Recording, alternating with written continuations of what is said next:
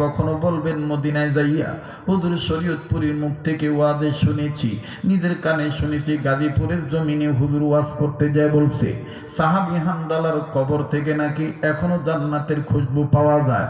হুজুর গো এই গ্রামটা নিয়ে তারপরে বাংলাদেশে যাব। ওরে বন্ধু, অনেক মুআল্লিম অনেক হুজুরই জানেন না, ইল্লা মাশাআল্লাহ অনেক বুজুর্গ উলামায়ে কেরামরা জানেন।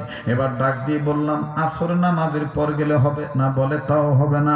ইফতার করার পর গেলে হবে, বলে না তাও হবে না। বললাম তারাবির পরে গেলে পাবো, বলে না তাও পাবেন না। তাইলে কখন যাব বলেন না মিয়া ভাই। এবার আপনি বলেন তো দেখি আপনি পাইছেন কিনা। হারুন রশিদ ভাই বলে মিয়া ভাই কি বলবো, ওই জান্নাতের গ্রান পাওয়ার লোভে তো আমি মদিনায় থাকি।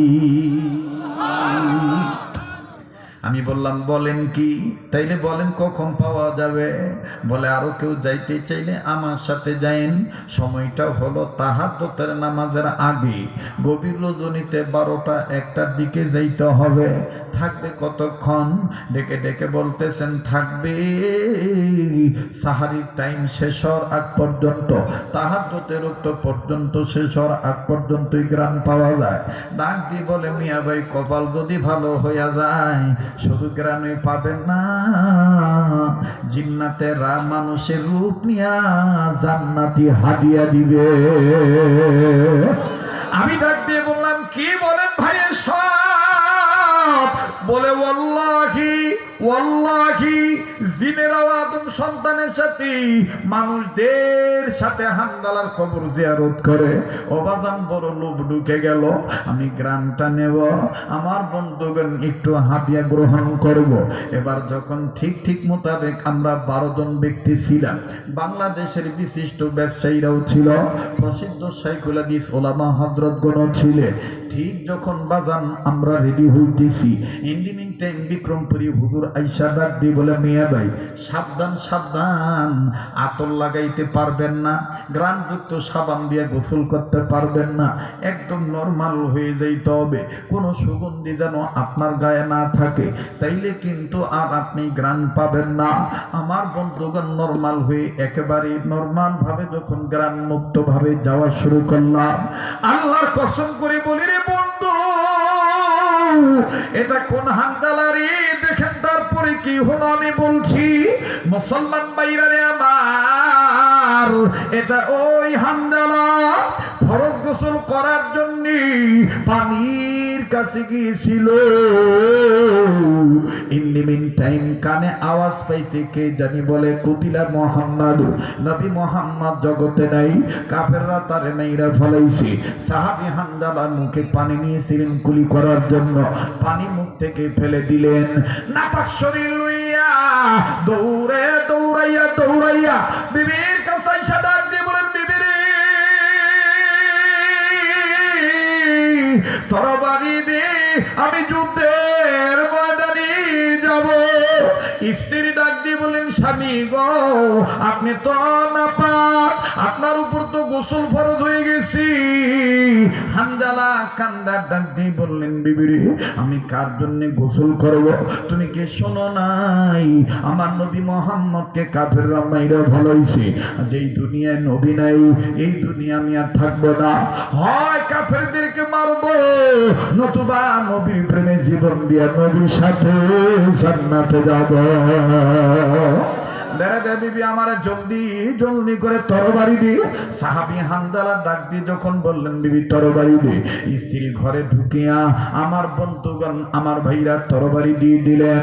আবার সাহাবী হানজালা তরবারি লইয়া তরবারি কুশমুক্ত করে ডাক দিয়ে বললেন বিবি রে বিদায় দে, বেঁচে থাকলে দেখা হবে দুনিয়ায়, আর না হয় দেখা হবে কিয়ামতের ময়দানে।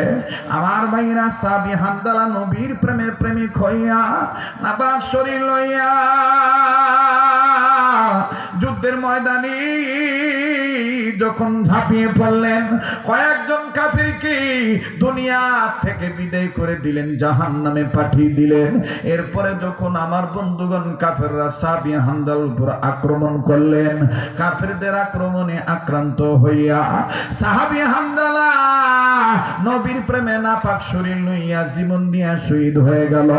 যুদ্ধ যখন শেষ হয়ে গেল, ও নবীর প্রেমিকেরা দেখো তো দেখে দিলটা নরম হয়নি। আজকে কোন আলেমদেরকে তুমি টুকাই বলো, আজকে কোন আলেমদেরকে ধর্ম ব্যবসায়ী বলে গালি দাও, মাদ্রাসার জন্য টাকা চাইলে তুমি ইনসাল করে কথা বলো, কটূক্তি করে অবহেলা নজরে দেখো।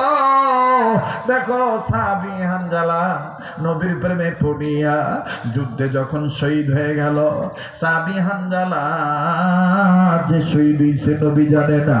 এবার আল্লাহর নবী মুহাম্মদ সাল্লাল্লাহু আলাইহি সাল্লাম সাহাবীদেরকে ডাক দিয়ে বললেন, সাহাবীরা রে, ধর্মকে প্রতিষ্ঠিত করার জন্য নবীর প্রেমে প্রেমিক হইয়া ইসলামের জন্য, আল্লাহর জন্য, আল্লাহর একত্ববাদ কায়েম করার জন্য তৌহিদের ঝান্ডা হাতে নিয়া তৌহিদের নিশান উড়াইতে যাইয়া যারা জীবন দিয়া শহীদ হইছে, আমি নবী বলে দিলাম তাদেরকে বিনা গোসলে কবর দিয়ে দাও, তাদেরকে গোসল করা লাগবে না। এবার সাহাবীরা সাহাবায়ে কেরামদের একটা জামা, সাহাবী শহীদ যারা হইছে তাদের লাশ খোঁজা বের করলো। লাশ খুঁজতে খুঁজতে খুঁজতে খুঁজতে সমস্ত শহীদের লাশ খুঁজে খুঁজে বের করলেন। আমার ভাইরা বিনা গোসলে কবর দিয়ে দিবেন। ঠিক ওই মুহূর্তে একজন মহিলা আউলাকে সে পাগলি নিবেছে দৌড়ায়া দৌড়ায়া নবীর কাছে আসে আর ডেকে ডেকে বলে, নবীজি গো, নবীজি গো।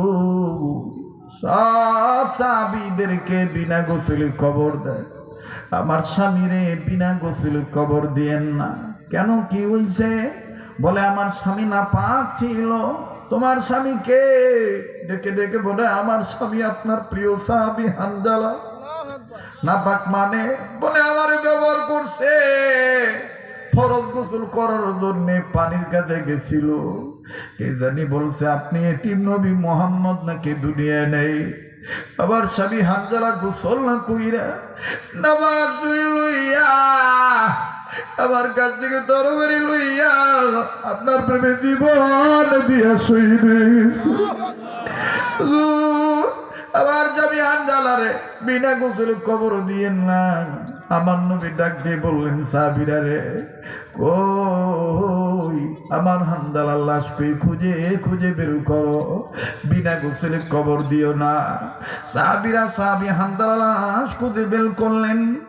একজন সাহাবী দৌড়ায় যা ডাক দিয়ে বলেন, নবী গো, হামজালার কেমন জানি দাড়ি ভিজা, চুল ভিজা, মনে হইতেছে হামজালারে কে জানি টাটকা গোসল করাইয়া জমিনে পাঠায় দিছে। নবীজি বলে, তাই নাকি? চলো যাই আমি দেখি। আল্লাহ নবী হাঁটি হাঁটি পা পা করে দ্রুত চলে গেলেন। যাইয়া দেখে ঠিক মানুষ নগদ গোসল করলে যেমন দাড়ি ভিজে যায়, চুল ভিজে যায়, গায়ের পশম ভিজে যায়। নবীজি নজর করে দেখতেছেন হামজালার চুল থেকে, দাড়ি থেকে পানির ফোঁটা টপটপে জমিনে পড়ে। আল্লাহর নবী আকাশ পানে তাকাইলেন, আকাশের দিকে তাকায় বলতেছেন, আকাশের মালিক আমার মালিক আল্লাহ, হামজালারে কে গোসল করাইল? হামজালার বিবি বলতেছে, হামজালা নাকি নাপাক। আমার আল্লাহ ডাক দিয়ে বললেন, নবীজি গো,